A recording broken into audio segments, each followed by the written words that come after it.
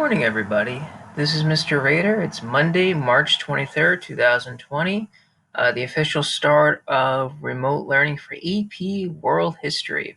And in today's lesson, we're going to be examining the ideology of the Black Dragon Society and examining why it was appealing to the Japanese people prior to the outbreak of the Second World War, looking at the late 19th century and early 20th century. As you can see on this PowerPoint, the homework is listed as recommended. At this point going forward, there will be no homework grades posted to PeoplePath. But if you were missing any assignments, this is a good opportunity to earn some of those points back. And if you'd like some extra credit here and there, just show me that you've read the assignment and I can give you that extra credit points. So on the next slide, using your attached Google Doc and the context provided on the screen, please engage in a Say Something exercise where you make an inference, ask a question, or summarize the point of view of the creator of this cartoon. The screencastify information is blocking some of the citations, but it is a image that is a Russian cartoon misrepresenting their naval superiority over Japan. The image was created prior to the outbreak of war between the two nations, which concluded with the Japanese defeat of Russia in 1904, and it was titled Wishful Thinking. It is currently housed in the British Library in London. One of the things I would like you all to consider is essentially for the Japanese what it must have felt like to be underestimated by the Europeans, particularly in this case with looking at the Russians. And just kind of like the feeling that you may even have personally faced when you've been underestimated something, and then how the Japanese were able to use that underestimation to really utilize their military capabilities, their industrialization to defeat the Russians. Going back to the essential question for this unit of study, which is global conflicts, Unit 7 in the AP curriculum, examining the 20th century. Why was the 20th century the century of unresolved conflicts? We've had conflicts throughout world history. On some levels, conflict is an enduring issue. Question becomes, why is it that in the century with the creation of the United Nations, the European Union, the International Monetary Fund, and other international organizations, where so many conflicts, including the two world wars on some levels, never truly fully resolved? Just some background information to the reading that you'll be looking at out of Andrea Volume 2, which is called Secret History of the Annexation of Korea in 1930.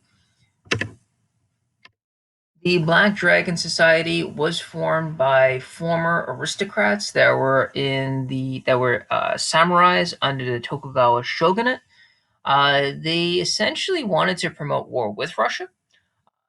3 years later, they go to war with the Russians, as you saw on the last slide. Then Japan was victorious in that conflict.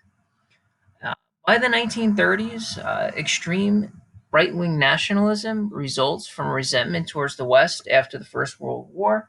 As you noticed in the Treaty of Versailles document the other day, Japan really wasn't offered much of a seat at the table. They were not able to capitalize on being part of the Allied powers in the First World War. There was a fear of a united China under Chiang Kai shek, who led the nationalist faction. There was opposition to communism, and there was a worldwide economic depression, as you all learned in U.S. history as part of the Great Depression in 1929, and really escalating by 1931 with a bank rush and a bank panic, not just in the United States but abroad and international. Some direct consequences: exports. So these are kind of the products that get shipped out of a country to other countries. They decline by over 50%. Unemployment rises, which really does motivate many people to support ultra right wing groups. Essentially, people would buy into the propaganda that there's no better hope but to go with these additional groups, such as the Black Dragon Society. They became a major force in Japan. It was one of the reasons why Japan became a fascist society under their leader, Hideki Tojo. And they did attempt multiple coups d'etats for the Japanese democratic government. They did fail at that time, but many Japanese civilians viewed it very positively. So the question I'd like you to consider as you read through this excerpt from Andrea is what message was the Black Dragon Society promoting in their anniversary statement?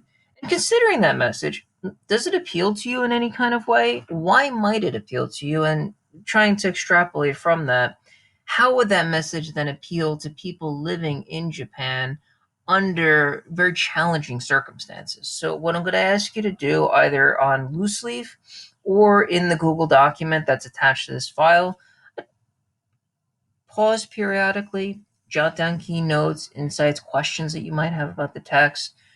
Pull out specific quotes from the text to reference. We're not going to be able to have a full discussion of class since we are doing this remotely, but it will give us some insight into figuring out what the consequences were of the rise of the Black Dragon Society.